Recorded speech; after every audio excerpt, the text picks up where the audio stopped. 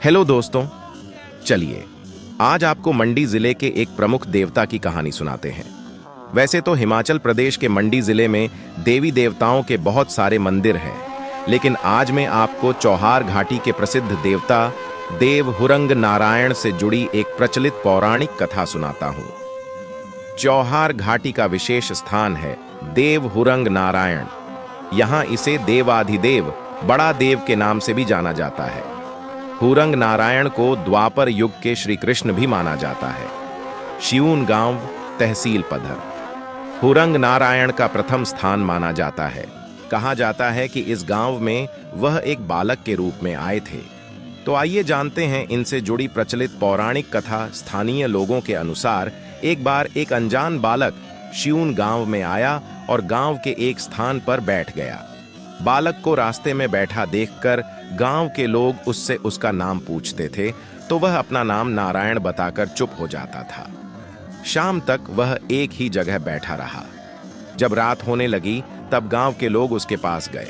पहले उससे उसका नाम पूछा तो वह नारायण बताकर चुप हो गया। लोगों ने उसके घर, गांव के बारे में पूछा, तब भी वह बालक चुप ही रहा। रात होते देख गांव के लोगों ने उससे पूछा कि क्या वह इस गांव में रहना पसंद करेगा। तो बालक ने हां में सिर हिलाया।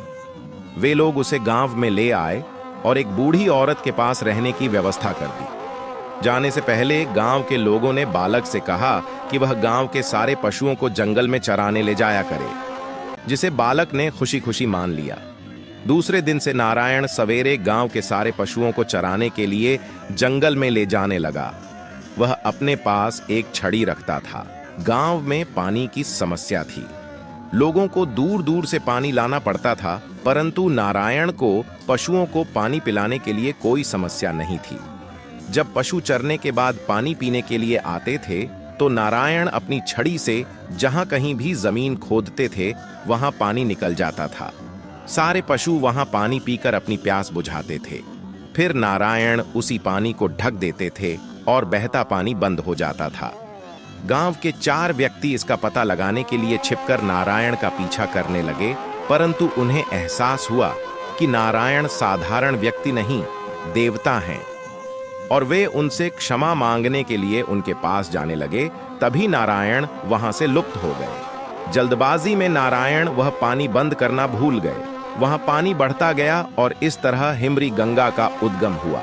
शिऊन गांव से लोप हो जाने के बाद नारायण हुरंग पहुंचे। वहां का शांत वातावरण पाकर वहीं बसने का निर्णय किया।